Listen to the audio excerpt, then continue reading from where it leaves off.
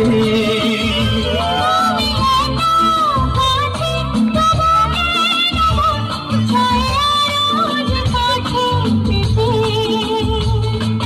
দু চোখ ভরে আজ তোমায় দেখি, তবু যে স্বাদ মেটে না। তুমি আমার জীবন সাথী।